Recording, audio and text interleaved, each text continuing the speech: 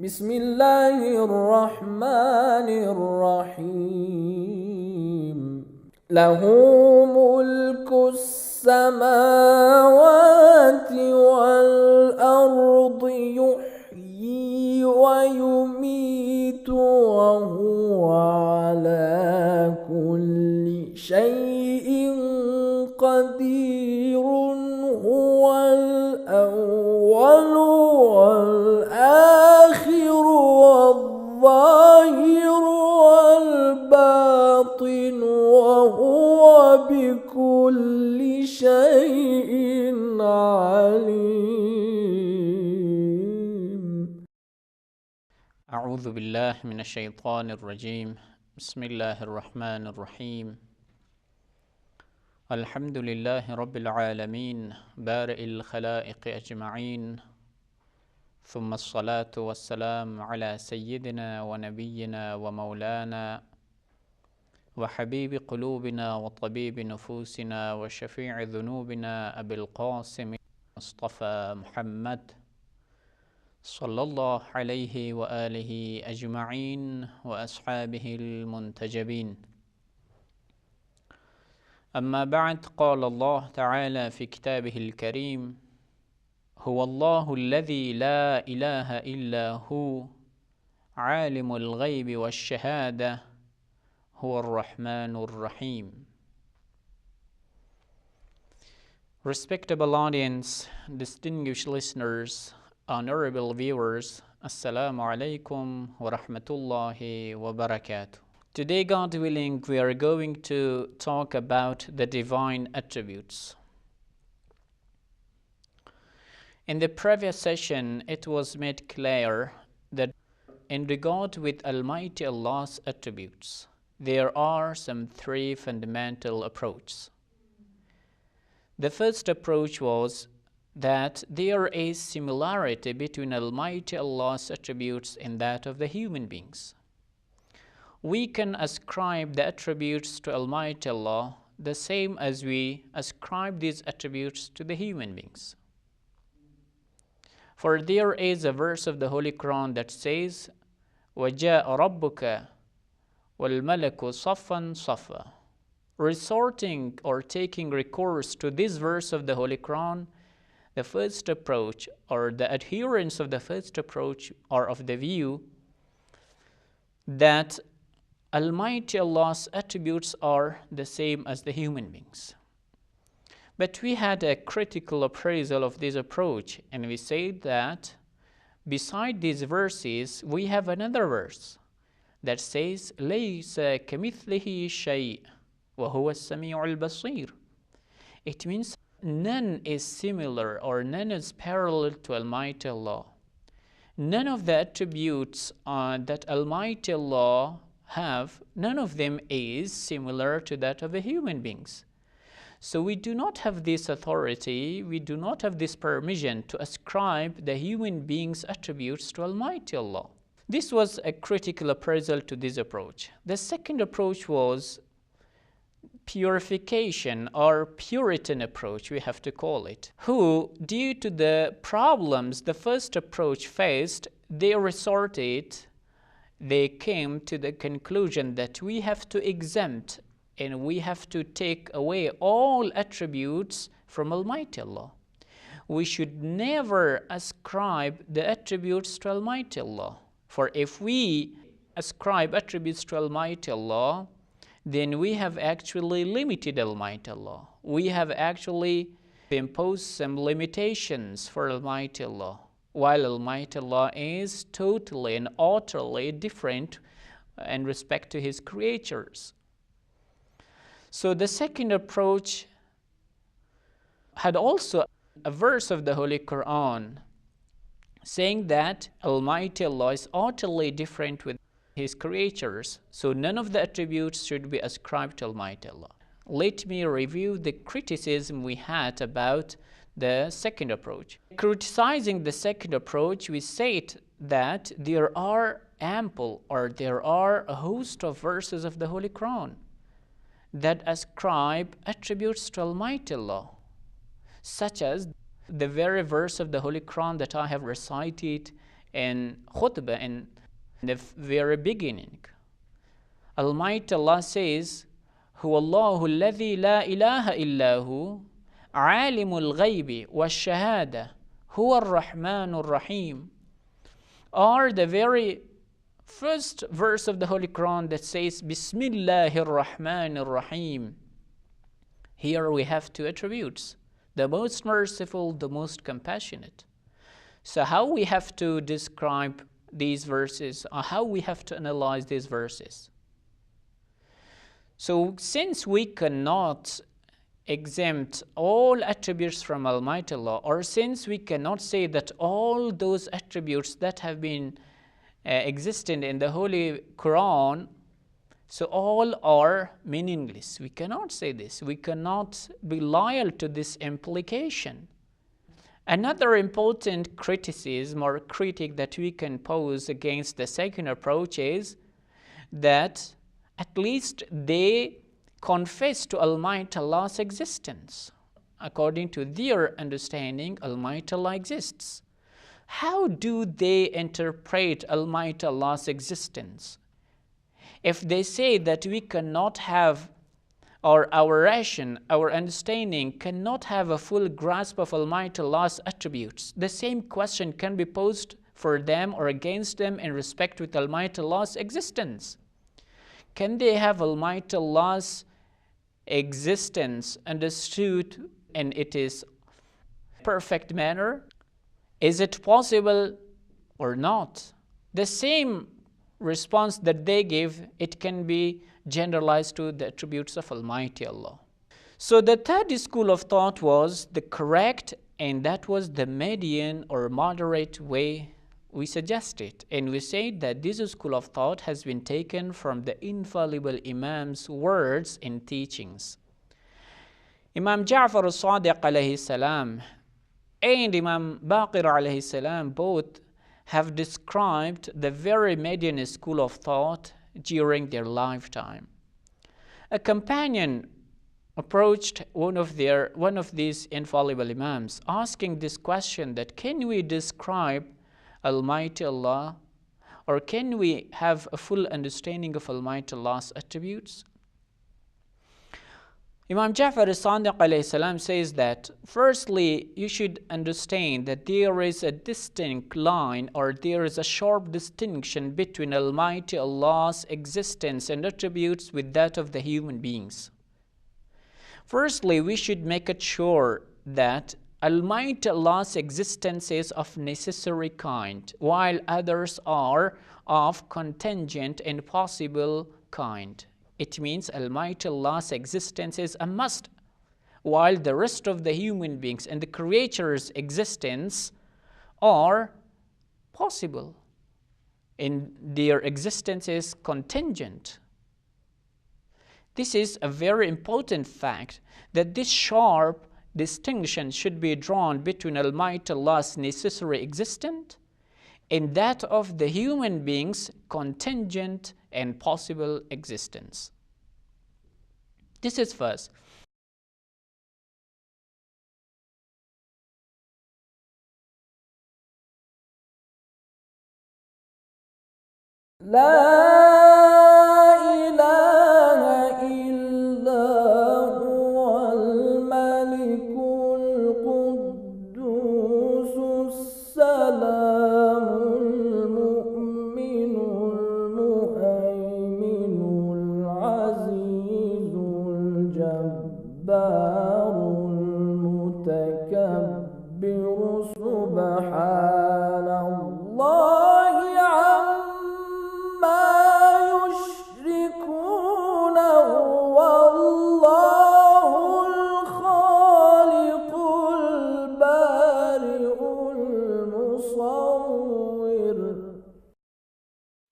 Secondly, when we ascribe the attributes to Almighty Allah, these attributes should be freed and should be empty from all impurities, from all limitations, from all borders. None of these attributes should limit or should imprison God within very, very narrow and limited sphere. Whenever we say that Almighty Allah is all-hearing, Almighty Allah is all-knowledgeable, it means that no limitation can imprison this knowledge, or Almighty Allah is the source of knowledge. Respectable audience and distinguished listeners, Imam Riza alayhi salam, the 8th infallible Imam of the Shiites, has a very beautiful narration in this respect. The people have divided into 3 groups and categorizations in respect with Almighty Allah's monotheism, in respect with Almighty Allah's oneness or unity. Let me recite this narration. للناس في التوحيد 3 مذاهب نفي وتشبيه وإثبات بغير تشبيه فمذهب النفي لا يجوز ومذهب التشبيه لا يجوز لأن الله تبارك وتعالى لا يشبه شيء والسبيل في الطريقة الثالثة إثبات بلا تشبيه. In respect with Almighty Allah's oneness, in respect with Almighty Allah's attributes, the people are of 3 categories. The first is nafi. It means they exempt all attributes from Almighty Allah. The second is tashbih. And the third is ithbat bila tashbih. They prove the divine attributes, but without making resemblance or similarity between Almighty Allah's attributes and that of the human beings and His creators. So the third is true path. This narration makes it clear and sharply distinct that in respect with the divine attributes, we ought to follow the third median approach, with the third median school that proves the divine attributes, in order not to have those verses of the Holy Quran void. You know, if we say that none of these verses of the Holy Quran implies positive attributes for Almighty Allah, it means that all these verses of the Holy Quran will be something, God forbid, absurd. If we have this presumption that our intellect, our reason, cannot have any sort of understanding from Almighty Allah's attributes, it means that all those verses of the Holy Quran, all those traditions we have about Almighty Allah's attributes, all of them should be senseless, all of them should be meaningless. For sure, no Muslim can be loyal, can remain loyal to this implication. This implication is very much dangerous. Dear listeners, there is a doubt. And this doubt has been taken or has been derived from the very first sermon the Holy Imam's Nahjul Balagha contains. Imam Ali alayhi salam in Nahjul Balagha, in the Peak of Eloquence, has said a very beautiful sermon. Part of this sermon is closely related to our speech, to our lecture, and that is the divine attributes. Some of the people say that since Almighty Allah is utterly different with the human beings, or comparing to the human beings, we have nothing to do with Almighty Allah's attributes, for He is utterly and completely different with us. So how we have to talk about Him? All these words and terminologies, terms, expressions are made for the human beings. They are not conveying the message we mean from Almighty Allah. This is an important question, and they, in order to prove their claim, resorted to our holy Imams, I mean the first infallible Imam, Imam Ali alayhi salam's sermon. In his sermon he has said, وَكَمَالُ الْإِخْلَاسِ لَهُ نَفْيُ الصِّفَاتِ عَنْهُ لشهادة كل صفة أنها غير الموصوف وشهادة كل موصوف أنه غير الصفة فمن وصف الله سبحانه فقد قرنه ومن قرنه فقد ثناه وَمَنْ ثَنَّاهُ فَقَدْ جَزَّأَهُ وَمَنْ جَزَّأَهُ فَقَدْ جَهِلَهُ. Let me read the translation of this sermon particularly, so that our dear listeners should be fully acquainted with the sermon, in the doubt, and then the response we will, God willing, provide for you. The first sermon of Nahjul Balagha is exclusively talking about Almighty Allah's attributes, Almighty Allah's oneness, Almighty Allah's then creation, this and that. إن الله يأمر بالعدل والإحسان وإيتاء ذي القربى وينهى عن الفحشاء والمنكر والبغي يعظكم لعلكم تذكرون. So our holy Imam says, the foremost in religion is the acknowledgement of Him. The perfection of acknowledgement of Him is to testify Him. The perfection of testifying Him is to believe in His oneness. Then, وَكَمَالُ الْإِخْلَاصِ لَهُ نَفْيُ الصِّفَاتِ عَنْهُ. The perfection of believing in His oneness is to regard Him pure. And the perfection of His purity is to deny Him attributes. Because every attribute is a proof that it is different from that to which it is attributed. And everything to which something is attributed is different from the attribute.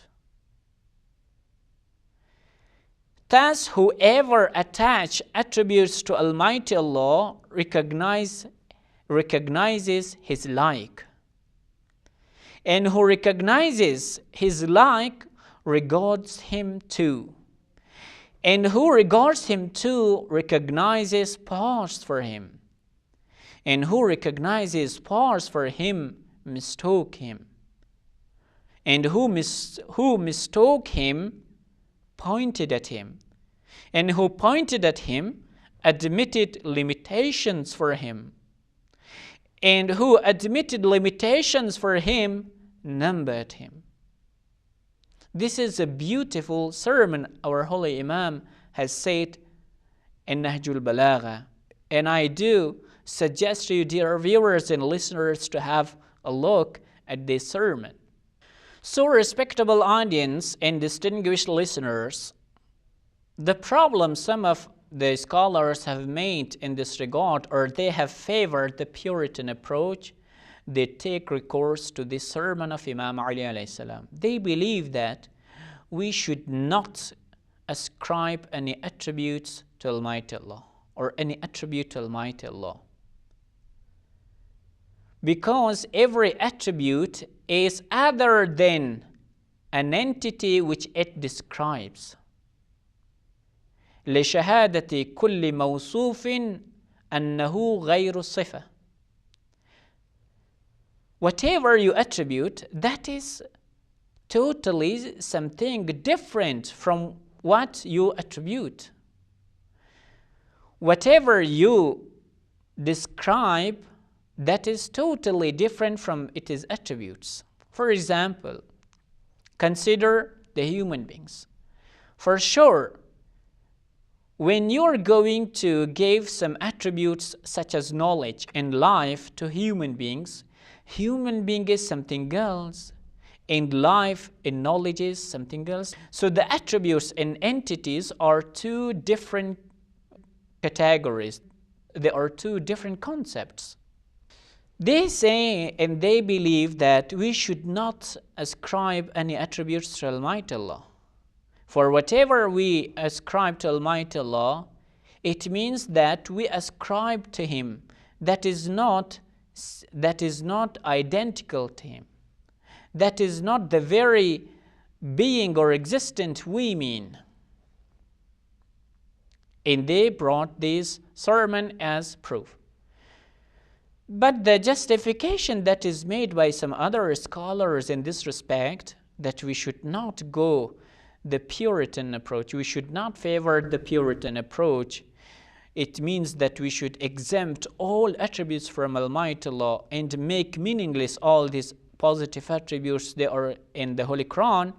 They believe that this sifa or mawsuf that has been talked about in this sermon, our Holy Imam has intended that the ordinary attributes have these characteristics, that it should be other than the entity it describes.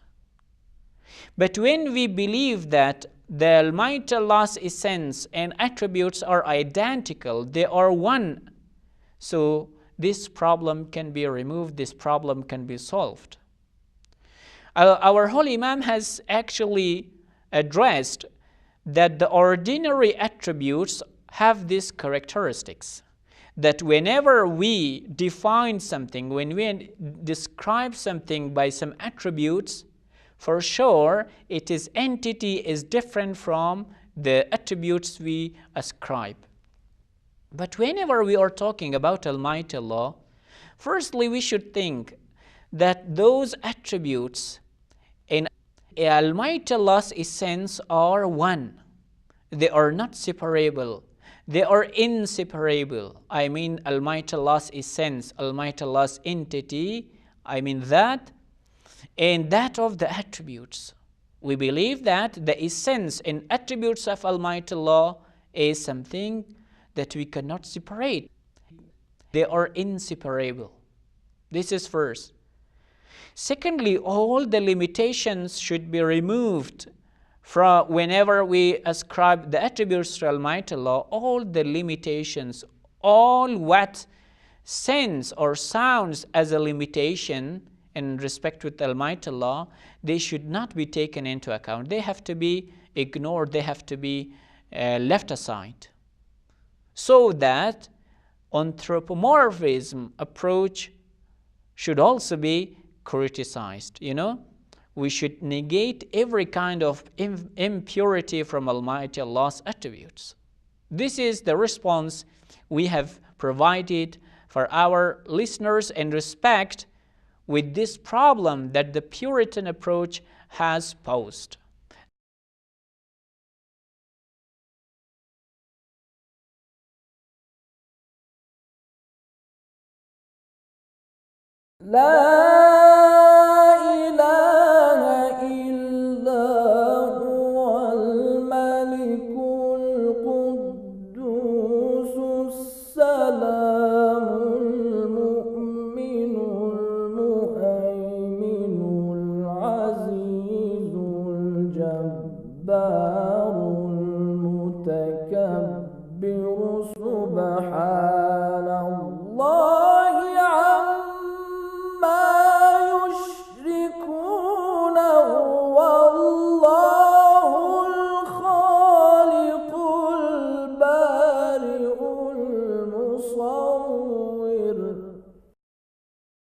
Another important view that should be taken into account, that is this, that philosophically talking, there is a rule that says فاقد الشيء لا يستطيع أن يكون معطي الشيء.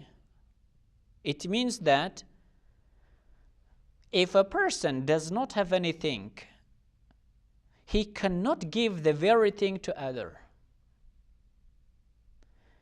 If a person lacks money, or if a person lacks, for example, properties, then he is not able to give properties in money to others. So this implies that whatever the perfection, whatever the good qualities can be assumed, all these positive qualities should exist with the first cause. Otherwise, this problem in this rule will be violated. But since philosophical and rational rules and regulations are we can say general, universal. They do not accept any exceptions. We believe that indeed Almighty Allah, being the first cause, also possesses all those good qualities. For we proved this fact that there is hierarchy of existence. The lower level of the existence is deprived of those good privileged and positive points the upper level are enjoying from. In another word, whenever we have 100, so 90, I mean the degree of 90 or the number of 90, does not have all those positive points of 100. But 90 has all what 80 has plus some 10 other, we can say, numbers. The same is with the causes. The causes should have all those positive privileges and qualities that the effects have. But it does not necessarily imply that the effect should also possess all those positive privileges of the cause. Since Almighty Allah is the primal cause, He is having all the positive qualities and privileges all the human beings and all the creatures have. Because if He does not have, then فاقد الشيء لا يستطيع يكون معطي الشيء will come true. He who begs, for sure he cannot be the giver. Almighty Allah is the giver. Almighty Allah is all giving. Almighty Allah showers His blessings upon all the creatures. Meaning this, that Almighty Allah is having all those positive qualities all these effects contain. Mustajma' Jami' Kamalat, we call it. Almighty Allah possesses all good qualities, all good attributes.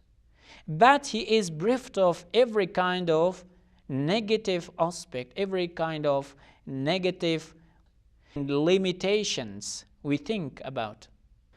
Respectable audience and distinguished listeners, another topic that, God willing, we are going to talk about, that is the essential attributes of Almighty Allah.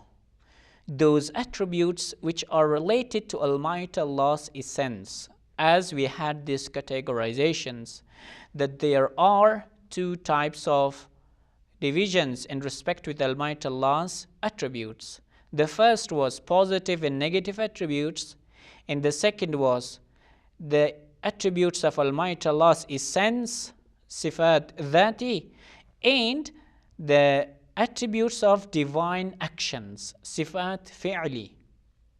So coming to this topic, we will be talking, inshallah, in the next session. Just I'm going to put it forth here, and later on we will explain in the next lecture.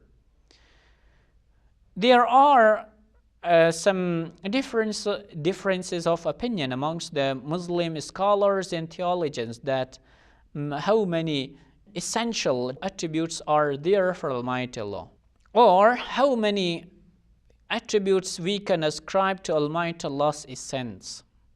You know that whenever we are talking about Almighty Allah's essence or the attributes of Almighty Allah's essence, we mean that Almighty Allah alone, irrespective of the creatures in the universe, irrespective of Almighty Allah's relationship with the rest of the creatures, Almighty Allah's essence and Almighty Allah's entity should be taken into account and should be studied. How many attributes are related to Almighty Allah's essence? There are some three important attributes about Almighty Allah's essence. First, that is life. That is life. It means that Almighty Allah is alive. If He was not alive, He would not be able to give life to His creatures. So the first important attribute of Almighty Allah, which relates to His essence, that is life. The second is knowledge. Almighty Allah knows. Almighty Allah is all-knowing. And the third is Almighty Allah's power. Almighty Allah is all-powerful. These are three important attributes which are related to Almighty Allah's essence. May God bless us all deep understanding of all these attributes, and then we have to comply with the do's and don'ts of Almighty Allah, and finally be provided with the eternal felicity and a happy life. Thank you very much. Wassalamu alaikum wa rahmatullahi wa barakatuh. اللهم انفعنا بالعلم وزينا بالحلم وجملنا بالعافية وكرمنا بالتقوى إن وليي الله الذي نزل الكتاب وهو يتولى الصالحين